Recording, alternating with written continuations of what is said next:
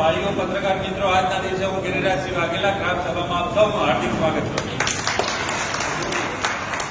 જેમ આપ સૌ જાણો છો એમ કે દિયોદર તાલુકા મથક હોવાથી અનેક વિકાસના કામોને વેગ આપવા માટે કરીને પ્રયત્નો અમે અને અમારા સૌ સદસ્યો આપની માટે કરતા આવ્યા છીએ. દિયોદરમાં સોશિયલ મીડિયાના માધ્યમથી, વોટ્સએપના ગ્રુપના માધ્યમથી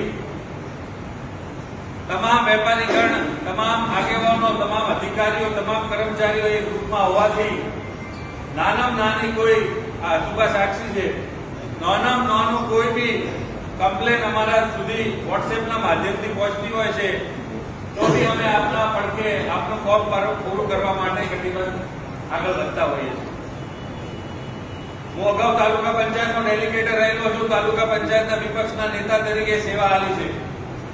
પહેલા સરપંચ હતો, પછી લોકોની એવી ઈચ્છા હતી બના છે ભલે આપ સરપંચ હતા પણ આપ આ પંચાયતની બોડીમાં આવો એટલે હું વોર્ડનો સભ્ય બનીને ચૂંટાઈને આ સમિતિમાં આવ્યો. નાના મોટા પ્રશ્નો આપણા ગામમાં રહેવાના, પણ આપણે એને ભેગા થઈને કઈ રીતે પૂરા કરી શકીએ, પ્રેમ સંબંધ અને લાગણીથી કઈ રીતે આપણા આગેવાનોને કોને વાત નોખીને એનો રસ્તો અમૃતભાઈ લાવી શકીએ, એ દિશામાં આપણે સૌએ ભેગા થઈને પહેલા તો આગળ વધવું. અમારા માટે સર્વ સમાજ, સર્વ જાતિ, સર્વ ધર્મના લોકો એક સમાન છે. અમારા વ્યક્તિઓ કોઈ બી એક જણો અમને કોને વાત કરવા આવે કે 5 જણા ભેગા થઈને કરવા આવે, અમે એની વાત માનીએ જ છીએ. આ આપણે લક્ષ્મીપુરાનો ગણેશ ગણો હોય છે, ગણો જયારે તું મારા કને આવ્યો ત્યારે મેં તારી વાતને વાચા આલી છે નથી આલી. એવા અનેક યુવાઓ, હું એમ નથી કહેવા માંગતો કે બધું જ હોય 100% દિયોદરને આપણે પૂરું અપાઈ ગયું છે, પણ કોઈ બી જગ્યાએ હવે તમે વિચાર કરો કે દિયોદરમાં કે કચરો ખૂબ થાય છે, કચરો ખૂબ થાય છે, એટલે કચરો કરનારા એ આપણે જ છે. આપણે જ એનો પંચાયતના કર્મચારીઓ એનો કચરાનો નિકાલ કરવાનો પ્રયત્ન કરે છે. હવે ચારે બાજુ આપણે ટોલીઓ મૂકી છે, એ ટોલીઓના અંદર કચરો જવો જોઈએ, એના બદલે ફરતું વિડીયો બનાવીને મંગાવો તો એ બાજુ લોકો કચરો નાખીને જતા રહે. હમણાં એક જણો ફરતો આખી ટોલી હલવાઈ જતો રહે, ટાયર પાડી દો. એટલે એ આપણે કોઈ બહારના કોઈ આવેલા નતા. ગટરની સમસ્યા કહો તો 30% લોકો એવા છે કે જેના ઘરમાં જાળી જ નથી. હવે એના અંદર શેમ્પૂની પડીઓથી લઈ, થેલીઓથી લઈ, મેણીઓથી લઈ તમે બધું નાખો અને પછી તમે વિડીયો બનાવીને એમ કહો કે આ ગટર ઉભરાય છે, પંચાયત કોઈ કરતી નથી. હું જયારે સરપંચ બન્યો, ઘમંડની વાત નથી કરતા, બધા ઓગળો છો. એક હરિયો અને 2 ભંગીઓના આપણા દીકરા છોકરા લાઈ આખા ગામનો હરિયો લઈ જયંતીમાં ફરતા. આજે આપણા કને 50-80 લાખના સાધન જેટિંગ, પમ્પિંગ, વેક્યુમનો આપણે વસાયા છે. આ તમારા લોકો માટે નાની દુકાનોમાં ક્યાંય બી અળગવાનો વિના ભણે છે. હમણાં જ મારવાળી વાળાની આપણે તાબડતોબ સવારે પરોડી આગ લાગી, આજ પંચાયતે જઈને આગને કાબુ મેળવ્યો, આજ વેપારીની દુકાનો આપણે હાલત બચાવી. એટલે દિયોદર પંચાયત હંમેશા આપણા માટે ખભે ખભો મિલાઈને કામ કરવા માટે આજ બી કાયમ છે, કાલે બી કાયમ રહેવાની છે, પણ પ્રેમથી. કોઈ એમ માને કે અમે 4-5 જણા દબાવ બનાવીને અમે પંચાયતને બદનામ કરવા માટે નીકળશો તો કાલે તમારો વારો આવશે, આજ અમારો છે, કાલ તમારો આવશે. એટલે તટસ્થ રીતે તમે કોમ લાવો. કોમ કરવા માટે જો હું કે સરપંચ સાહેબ કે પંચાયતનો એક બી સભ્ય કે આજ બાપુ સાહેબ ભલે 10 વર્ષ તાલુકા પ્રમુખ રહ્યા હોય, ધારાસભ્ય રહ્યા હોય, દિયોદરના રાજવી છે, તમારી ગટર ઉભરાય ના ઉભરાય પોતો શું પડ્યું હોય, પણ પોતે આજ તમારે અહીંયા આવીને બે છે. લોકોની લાગણી પોતાથી સંકળાયેલી છે કે આ ગામ આપણું છે.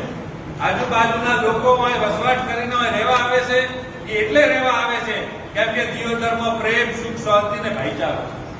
પહેલા આપણા ગામમાં 10,000 વસ્તી હતી, આજ આપણા ગામમાં 30,000 વસ્તી છે. આ લોકો રાતે આપણી બેન દીકરીઓ 12 વાગે ગરબા કરીને ઘરે આવતી હોય છે, જો માથાકૂટ નથી હોતી, જો લુકવાટ તત્વો દિયોદરમાં હાવી નથી થઈ રહ્યા.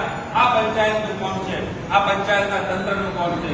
આ પંચાયતને તમારી દેખરેખ રાખવી, તમારી ચોકી કરવી, એ સરપંચનું નહીં, પંચાયતની ટીમનું કામ છે. ના કે તમારી આખો દાડો તમારા અરજીઓના જવાબ આપવા. તમે તટસ્થ અરજી લઈને આવો, તમે તટસ્થ વાત લઈને આવો, નીચે તમારું નામ લખો. નામ વગરની અરજીઓ આવવાની તંત્રના અધિકારીઓને તમે આખો દાડો દોડા કરો. કામ કરવાનો છે કે આગળ વધવાનું છે? કાલના દાડે 4 મહિને પાછી ચૂંટણી આવશે. કોઈ બી સમાજનો વ્યક્તિ ચૂંટણી લડી શકે છે, કોઈ બી સરપંચ થઈ શકે છે. પછી તમે અરજીઓના જવાબ આપવા માટે તૈયાર રહે. આજે મારે નતું કેવું પણ હું કહેવા માંગુ છું કે સોશિયલ મીડિયાના માધ્યમથી જે દિયોદરને બદનામ કરવા માટે નીકળ્યા છે, જે દિયોદરને તમે યુવા કરીને નીકળ્યા છો, તમે 5 જણા નામ જાહેર કરો કે અમે આ 5 યુવાન છો અને અમારા ગામમાં ભલું કરવું છે. સૌથી પહેલા જેટલામાં બેઠા છે ને એ 5 જણા તમને હાથ પહેરાઈને એમ કે છે કે તમે આખા ગામમાં ફરી અને તમે અમારા આટલું કામ કરવા માટે લાવો કે સવા આપણે એમના કામ કરવા તૈયાર. આ જાહેર મંચ ઉપરથી કહી રહ્યો છું. અમે કોઈ દાડો ગ્રામ પંચાયતમાં આ સરપંચ સાહેબ બેઠો છે, હર મહિને પોતે હર પંચાયતના તમામ બહેનોની અને ભાઈઓની મીટિંગ કરે છે.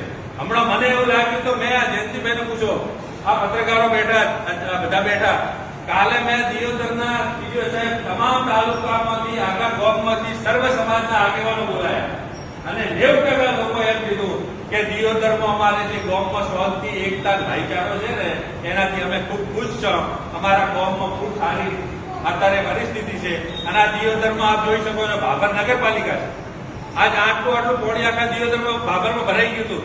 આ દિયોદરની બજારમાં 1-2 કલાકમાં આપણે પાણીનો નિકાલ લાવ્યો. આ દિયોદરમાં જો અભી બજારમાં ગારા નથી. સફાઈ માટે કરીને સવારે 8-9 વાગે ટ્રેક્ટર નીકળે છે તો આખા ગામની સફાઈ કરે છે. 40-45 આખલા ગામના ઉપાડીને દિયોદર તાલુકાના ગામની બહાર મિલ્યા હતા. એ આના ગિરિરાજસિંહ ભાગેલા હતા, કોઈ બીજા બહાર ના હતા.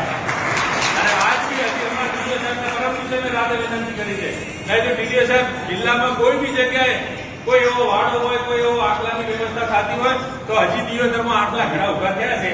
એ આખલા લઈ અને પાછા આપણે એ આખલાને હોય કે કોઈને મારે નહીં, કોઈને લગાડે નહીં, કોઈને વગર વ્યાજબી તમે એનાથી કોઈ હેરાન ના થાય એટલે એ આખલાઓને ઉપાડી અને ચોક એને પોંદરે પૂરવાની વ્યવસ્થામાં ટીડીઓ સાહેબ લાગેલા છે. મને 100% ખાતરી છે કે દિયોદરને પ્રેમ, ભાઈચારા અને સુરક્ષિત દિયોદર રાખવાની અમારી આ પરિવારની જવાબદારી છે. અમારા વડવાઓએ આ દિયોદર વસાયું છે. અમે દિયોદરનું અહિત કરવાનું જિંદગીમાં કોઈ દાડો ના વિચારી શકીએ, કોઈ દિવસ ના વિચારી શકીએ. અમારા બાપ દાદાએ આ દિયોદર ગામમાં 550 એકર જમીન આલી છે આ દિયોદરના વિકાસ માટે. અમે કોઈ એક વાર ગલ્લો કે દુકાન કે એક શોપિંગ બનાવવા હાટુ કરીને આ દિયોદરમાં નથી રહેતા. દિયોદરમાં ટીડીઓ સાહેબના ચોપડા ખોલીને જોઈ લે. હેમંતસિંહ બાવાએ 550 એકર આ દિયોદરના વિકાસ માટે અમારા વડવાએ જમીન આલી છે.